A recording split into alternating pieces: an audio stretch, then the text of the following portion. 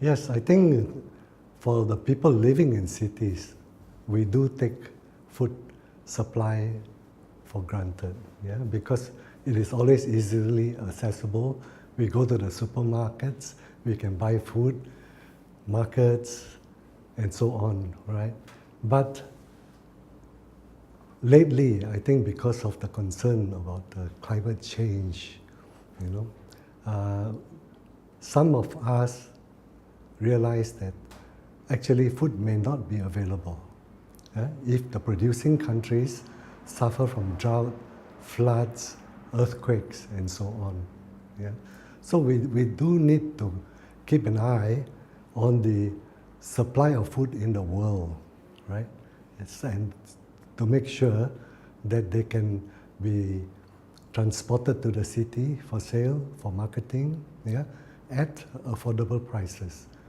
I think this affordable prices is the question, yeah, because city folks are not all rich, some are pretty poor, and they need to have access to cheap foods, right? So I think the cities really has to be concerned about food supply within the city as well as food supply around the world.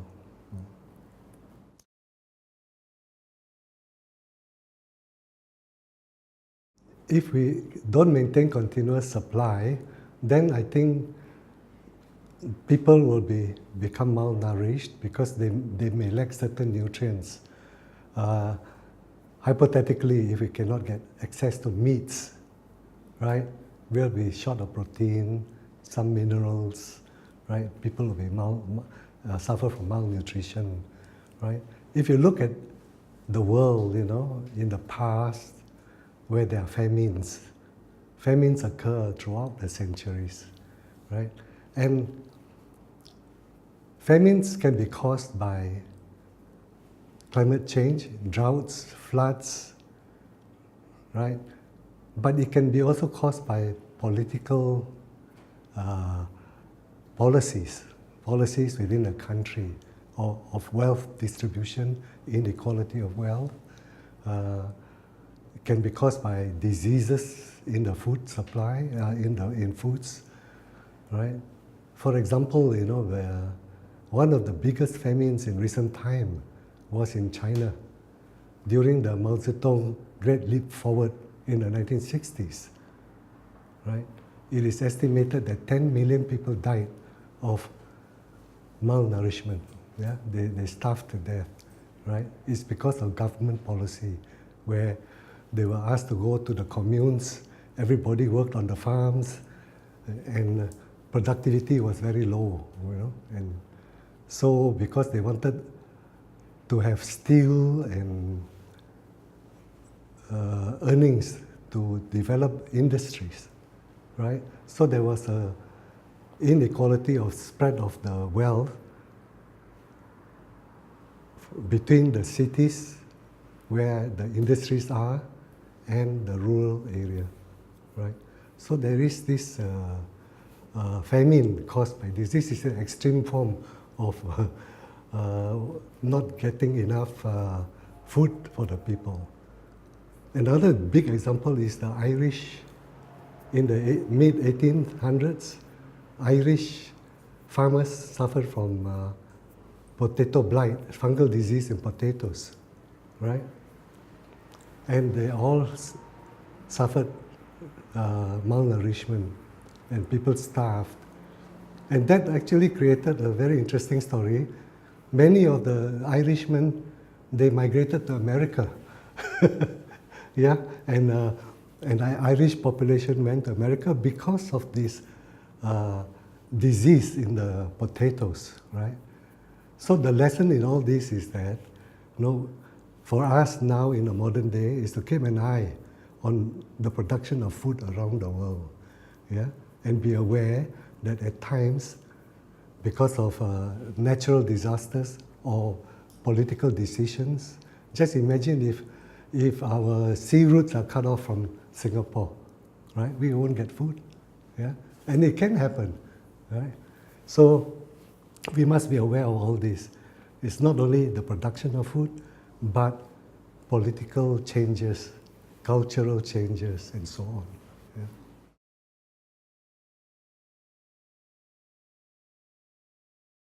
I think cities can achieve food security by simply being able to afford the food, right?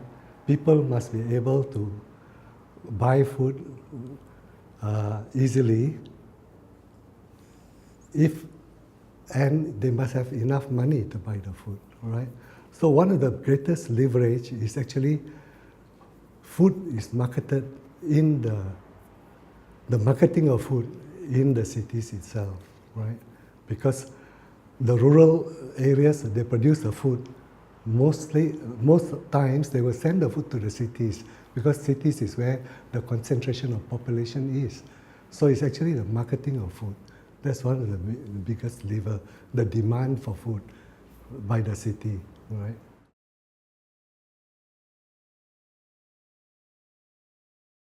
I think Singapore, we are a very small country. Yeah? We have very little land for farming. And in the 1940s, 50s, we were able to actually produce enough food, the primary produce, things like pork, chicken, eggs, vegetables, and fish for our population. Of course, our population is only about 1.5 million at that time, so we could produce enough food. But as Singapore industrialized, economic development in Singapore, a lot of the farmlands have been taken away, right? From 15,000 hectares of land, farmlands in the 60s, we now only have less than 1,000 hectares for farming, right? So the challenge for Singapore was, we know from the very beginning, we will never be able to produce enough food. And we're only talking about fresh food. We're not even considering the staple foods like rice, wheat, corn, soya bean, and so on, the crops, right? Only the fresh foods. So we can produce a measure of these foods for Singapore, but from the very onset, we knew that we have to buy food from overseas. So we went out and we looked at food supply sources, right? And one of the things that we considered very important was that food supplied to Singapore must be safe, right? They cannot contain contaminants or poisons or infectious bacteria that will affect our people, right? So we actually went out to many of the food-producing countries, Personally, I went to countries like Europe, Holland, America, South America, China, Vietnam, to look for food. Yeah? And we decided also to produce the fresh foods in Singapore. This is a means of actually controlling the prices and the quality. For example, if we grow vegetables in Singapore, we can demand the same quality from Malaysia. Right? It has to be pesticide-free. For eggs, it has to be Salmonella enteritidis-free, because the exporting countries know that actually we can, if forced to, increase our production, right, in Singapore, if they do not have the capability of supplying us with safe food, right? So, for pork, I think this story about the pig farming in Singapore is something that is quite interesting to understand how a city, try to produce enough of these fresh foods. In the 60s and 70s in Singapore, we promoted the production of pigs in Singapore, and we were very successful, right? Singapore was self-sufficient in pork, yeah? But because of housing developments, industry developments, the pig farms had to be resettle to pig farming estates, right? So we resettled many of the pig farms to Punggol, yeah, where your new Punggol new town is now, you know. And we found out that we could produce the pigs very efficiently. They grew well, right? And the market was good for pork, but the smell from the pig farms was not tolerated by city folks, right? The people living in the city, if they one whiff of the smell of a pig farm, and they start to complain. Yeah? Whereas for me, I work on the pig farms of those days. I asked them, what smell? Yeah? So because of the smell problem, and also pollution of the waterways by the pig waste, right? The government decided to phase out pig farming. So we know that in a city state like Singapore, it is not possible to farm pigs, right? So we had to look overseas for pig supply, right? And we looked at Australia, which is a very good supply of our fresh pork, air-flown pork into Singapore, pigs from Thailand, pigs from Malaysia, and we even started a farm in Pulau Bulan, which is just a little bit south of Pulau Batam, right? To build the biggest pig farm in the world, you know, yeah? 250,000 pigs in one place. And it supplies Singapore with slightly more than 1,000 pigs a day for slaughter. We maintain a slaughterhouse in Singapore, right? So in that way, actually, we kept, although we did not have pigs in Singapore, we kept pork price low because we get it from different sources. We produce our own on Pulau Bulan, right? And from Malaysia also we import a lot until the Nipah disease occurred in Malaysia. Nipah disease is a very infectious disease of pigs and of humans. Actually, it killed about 100 pig farmers in Malaysia. So because of the Nipah outbreak in Malaysia, we banned import of pigs from Malaysia. And until now, Malaysia doesn't supply us any pigs, right? But lately, last year, we got some pigs from Sarawak, yeah? Live pigs coming into Singapore for slaughter. So this is something that a city-state like Singapore has to realize, you know, that for some form of food production, it cannot be done here, right? Egg production actually is another one that we really can produce all the eggs that we need in Singapore, right? We eat nearly 2 million eggs a month, a day actually, in Singapore. Right now with 3 farms, we can produce almost 30% of the eggs for consumption in Singapore. So you need a few more, right? And you can get. In fact, in the 80s, we had 6 egg farms in Singapore, but 3 of them closed down because, again, it's a smell problem, right? The people in the Choa Chu Kang housing estate always complain about the smell from the poultry farms. So the government decided to compensate the poultry farms, and they closed down, right? But 3 of them persisted, and they stayed on, and I'm very glad that they stayed on, right? Because it has proven through technology now, right? Right now, one of the major farms, Seng Chun, they can control the smell by housing the poultry indoors, scrubbing the air that comes out from the buildings, and also the waste is treated. And the waste is treated and digested to produce methane. And the methane actually produces electricity for use on the farm. And they produce more than enough electricity so that the electricity can actually go to the grid, the national grid. They sell electricity, in fact. So with technology, actually, this thing is possible for the poultry farm, for egg farms, right? Because they don't really need much land, right? It's quite different, you know. For pig farms, you need a bit of land, right?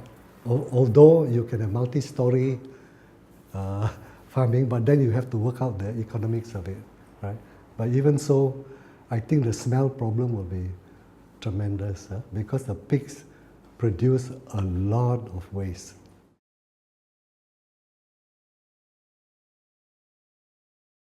I think it's because of the environmental conditions and again the scarcity of farmlands, you know, it has pushed our farmers to innovate, right?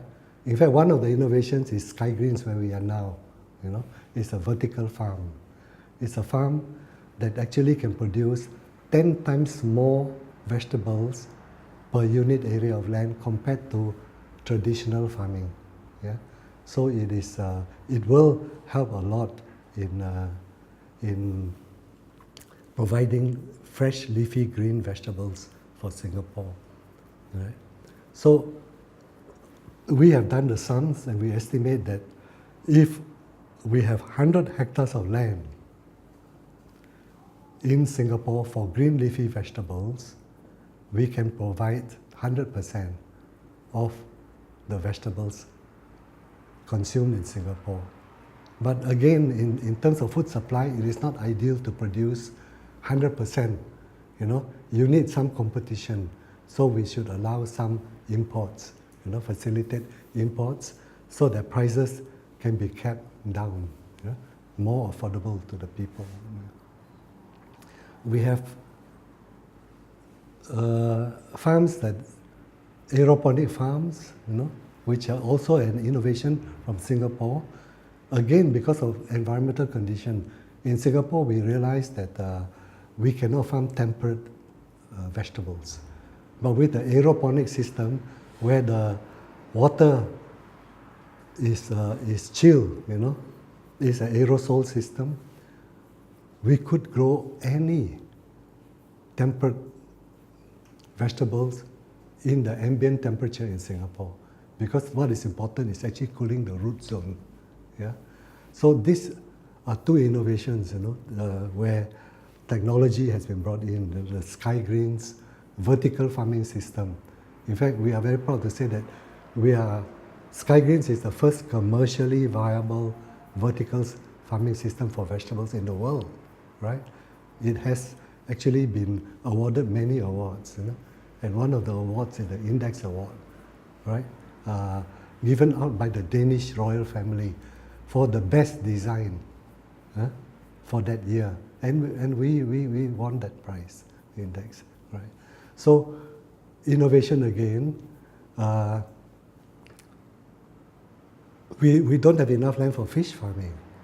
So now we have Apollo Fish Farm, which actually is vertical. Again, it's a vertical fish farm to maximize the use of land available for farming. So fish farms, vegetable farms, egg farms, we have already gone vertical, right?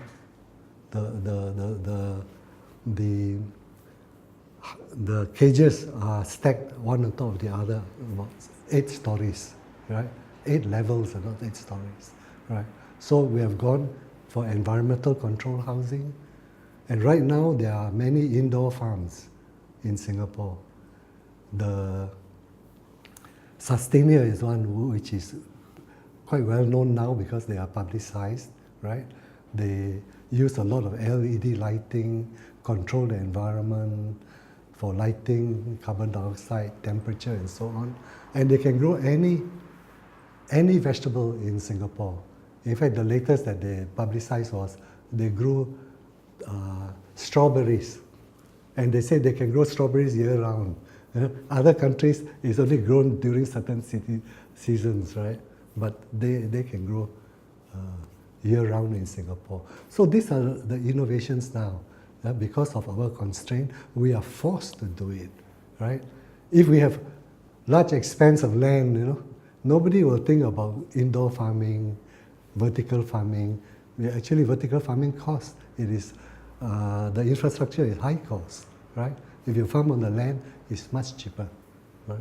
So, but these are the things that put us one step ahead, of other countries in the sense that their problems of land is not so pressing, but eventually, 20, 30 years down the road, they will also have the same problems. They won't have enough land to produce the food, and they will have to use technologies like what we are using now.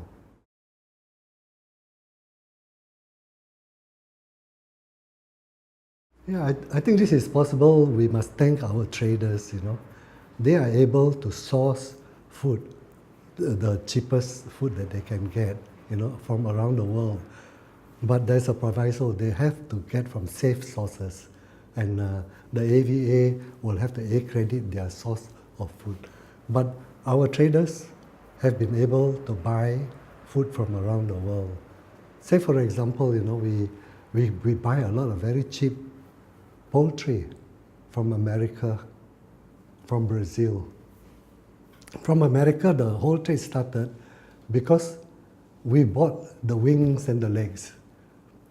The Americans, they do not like to eat these parts. So we brought it in very cheap to Singapore.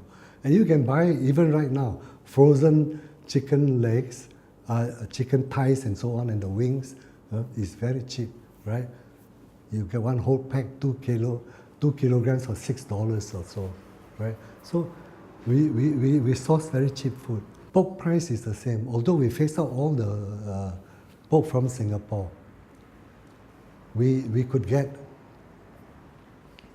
the pork price did not increase very much, right? Because we went to bring in more frozen pork, right? Frozen pork, the housewives refuse to buy, but a lot of frozen pork is used in the restaurants, hawker centers, and so on, right? We used to have maybe about 20-30% of pork consumed in Singapore is frozen, but now it's 60%. 60% of the pork consumed in Singapore is frozen, and frozen pork is cheaper and of the same quality, right? So it's a matter of us, our traders looking for cheap sources of food, right? Rice is the same. Our rice traders will go around the world, buy the cheapest rice, right? Wheat, corn, and so on, soya bean, right? So this is something that we have local production to buffer the prices, and we have our traders, our importers, who are very skilled in actually buying from overseas, right?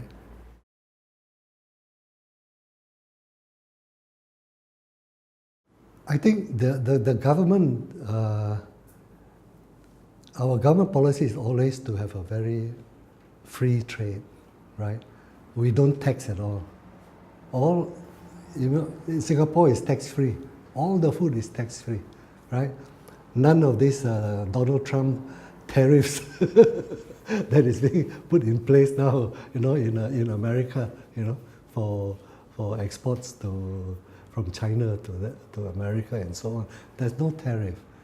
Malaysia actually, now and then they do have tariffs, right? So we are a free, open market. And that is the policy that our government maintains, for our food supply, right? Many other things also in Singapore are not taxed, right? So I think this tax-free environment helps to keep food prices down in Singapore, and also for us to have a ready access to food. Yeah.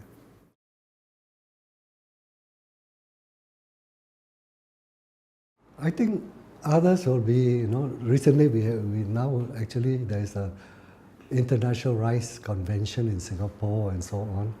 Yeah, we have to pay attention. Even in Singapore, we don't grow rice, right?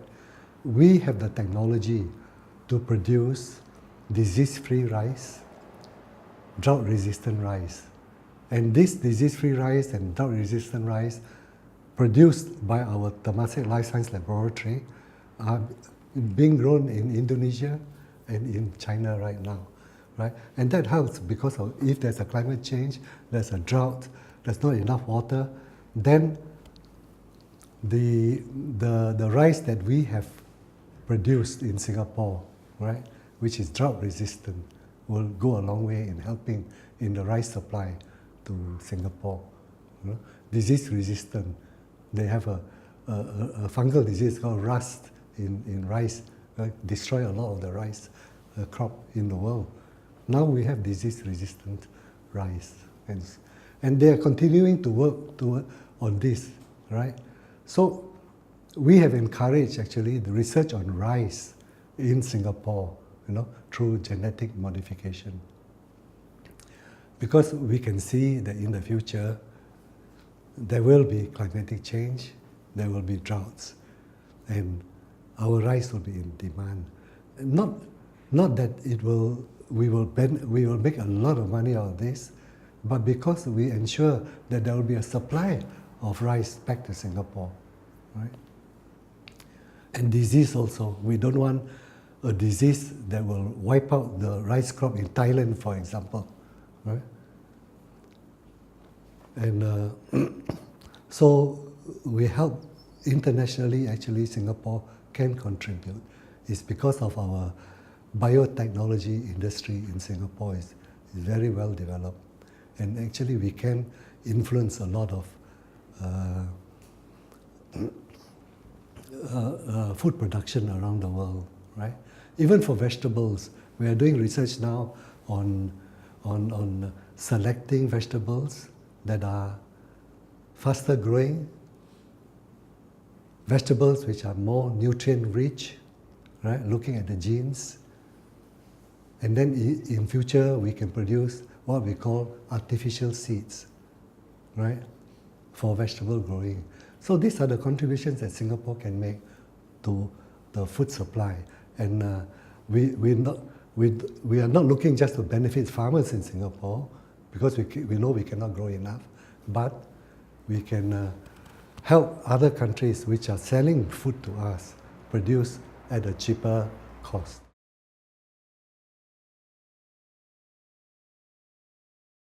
In my view, cannot be self-sufficient in food because of there's not enough land for growing the food, especially crops. For rice, for wheat, for soya bean, to me, it is not possible to grow it in the city, right?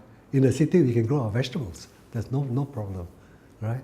So for crops, for livestock, cattle, pigs, right? Pigs in the city. Can you grow pigs in the city? Very difficult. China, they have one multi-story pig farm, but it's on the peri-urban area. It's not within the city. It's outside the city, yeah, nearer the city. So, and the story that I told you about the pig farms in Singapore, it shows that actually you cannot produce some of the foods. You can selectively produce the foods, right, where there's economic advantage for you to produce, like vegetables. Vegetables cannot travel very far. They have to be fresh. In fact, it's better to produce it in Singapore. Eggs have to be fresh, and so on, right? So, selectively, cities can produce some food, some measure of food, some special food, but not all the food that they require. And therefore, cities must always look for other highly productive areas to supply food to the cities. It'll be interesting, it's interesting to look at. I watched a feature on how food is brought to New York. New York is a city of 8 million people. We are only 6 million people, right? They rely on the markets, wholesale price, logistics, cold chain, right? So in Singapore, actually we did all that, right? We have our fish markets, right? Fish auction market, fishing ports, vegetable wholesale center to cater for fish and vegetables in Singapore, right? And we also have our rice stock, rice, 3 months supply of rice being stocked in the warehouses in Singapore, right? So the mechanics, the logistics that has improved in the world, the cold chain, makes it much easier for cities to gain access to food, right? You look at Beijing. I spoke with some officials in Beijing. Beijing boasts to us. They say they can produce enough food in the hinterland around them for the whole of the city. Beijing, 21 million people. They are self-sufficient. I observed personally how they brought the vegetables into Beijing, right? Beijing during winter, not much vegetables. So they brought it from the south and they truck it in. Every day, truckloads of vegetables come in from Yunnan, from Guangzhou and so on, to Beijing by road at that time, to a wholesale center, and they auction it in the center. Very simple. All of them bring in the lorries. The buyers will come and they auction off the lorries. There's not even a wholesale center like the one that we have in Pasir Panjang. It's just an open ground, and that's how they can get daily supply of vegetables for the Beijing market, right? And Beijing right now, they will encourage poultry farming also, right? I visited one poultry farm with 3 million birds. Our biggest farm in Singapore, 1 million bird, right? So, and fully automated, every pollution control, smell control, and so on. But it is on the outskirts. It's not within the city. So they encourage farming in the peri-urban areas, right, as we have done, right, to supply fresh foods to the city, right? But if you look at Beijing and New York, they are on a continent. Their hinterland is the whole continent, their own country. Singapore, small island. So where is our hinterland? So that is why we look to our neighboring countries to supply us with food. And they do supply us with quite a lot of food, from fish, vegetables, even rice, and so on. So we look at the Southeast Asian region as our hinterland, right? Whereas China, they need not look very far. It's within their own country. New York, American, but they also rely a bit on the South American countries. Yeah.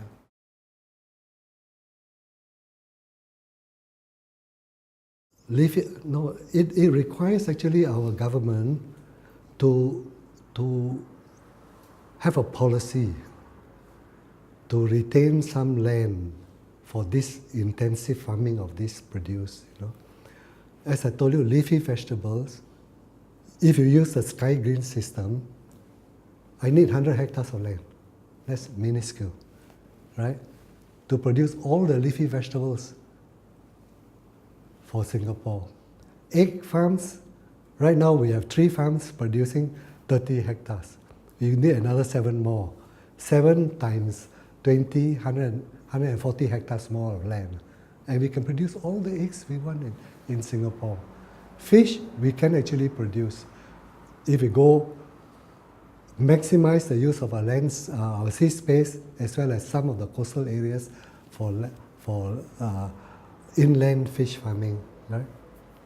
And actually the government is actually working towards this now.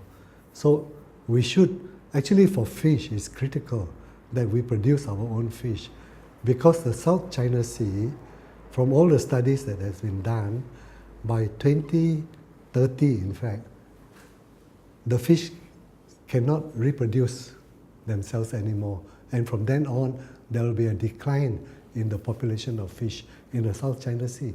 And actually we rely on the South China Sea to provide us with a lot of fish. So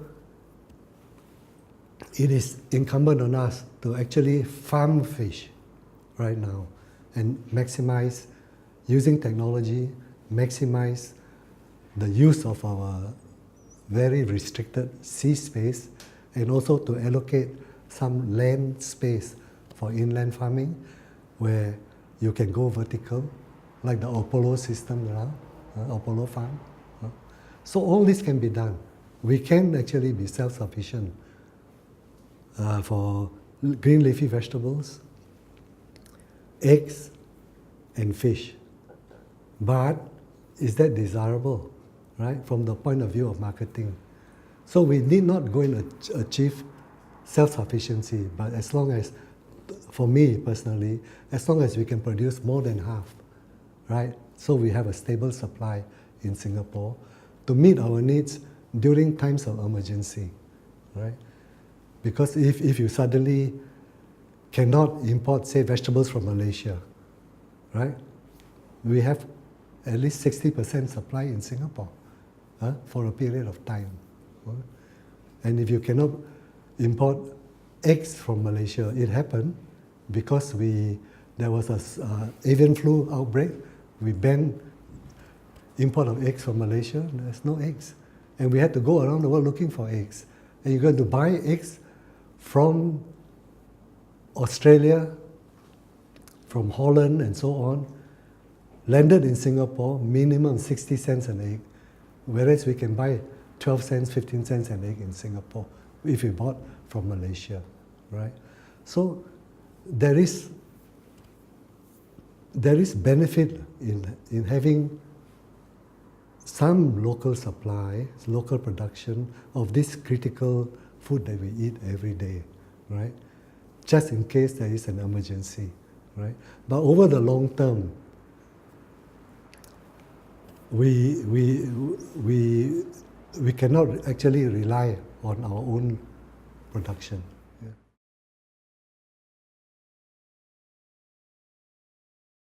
Other countries, they are looking at food production in their peri-urban areas, right? Farming closer to the cities. It has been estimated that by 2050, right, we'll have almost 9 billion people in the world, and 75% will be living in cities, right? So we should look at other bigger agricultural countries to see what are they doing to ensure that they can get a ready supply of food, right? I think the logistics we have to learn about, right? China has come up with a new Silk Road, right? Which will provide overland, coming from overland. And actually, goods coming overland. Actually, that's very good for us, right?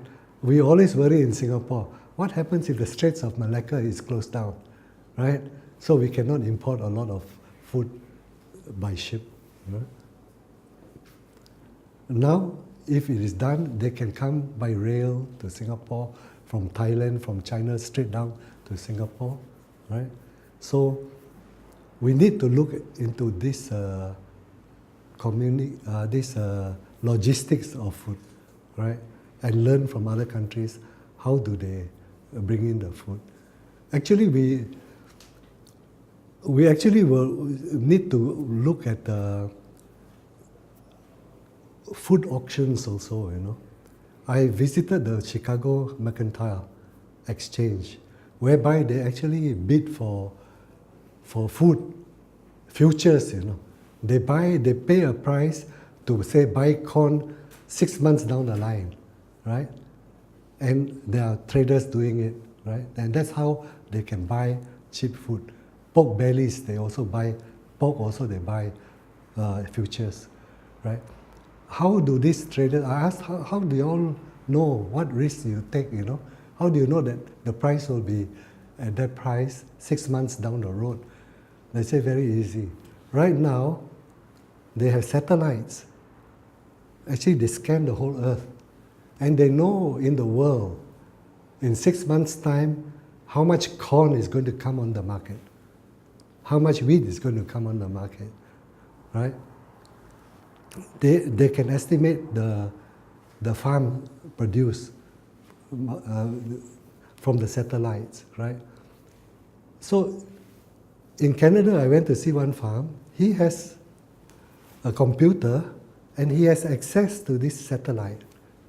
And he knows, when he has to plant, how much he's able to get, what sort of prices he's able to get 6 months down the road when he's harvested. Because they got to plant for 6 months before it can be harvested, right? So all this is new, right? So for Singapore, we need this intelligence, to find how is the food supply in the countries around us, worldwide, what is the food supply. And this is actually being done. AVA actually has an intelligence unit that looks into this so that we can take action, to overcome problems if they should arise, right? And hypothetically, we can only say, what happens if Thailand, huge flood, no more rice? It happened, they won't sell rice to us. Where do we get rice? Right? So you must know alternative areas, regions that you can get rice from. And it's not so easy that if you want rice, you just go there and you say, I want to buy rice from you. You must cultivate this trade. So no matter how, we need to diversify our sources, even for a commodity like rice, right? You need to buy from America, buy from Australia, right? Thailand, Vietnam, Indonesia, right? And you need to know in an emergency, right? In a natural disaster, say Vietnam, the rice crop is destroyed, either by natural disaster or disease. It will affect rice price in Singapore. How do we buy the rice, right? So actually we are quite concerned that countries that are normally exporting to Singapore may stop export to Singapore. And that is why we actually went to Jilin to start up pig farm. Jilin is in the northeast of China. They gave us a piece of land twice the size of Singapore to farm. So right now we are farming pigs there, right, for export to Singapore, right? Rice is the same. We are encouraging rice farming there so that in a crisis, we actually can call upon our companies in Jilin to send us the rice, the pork and so on.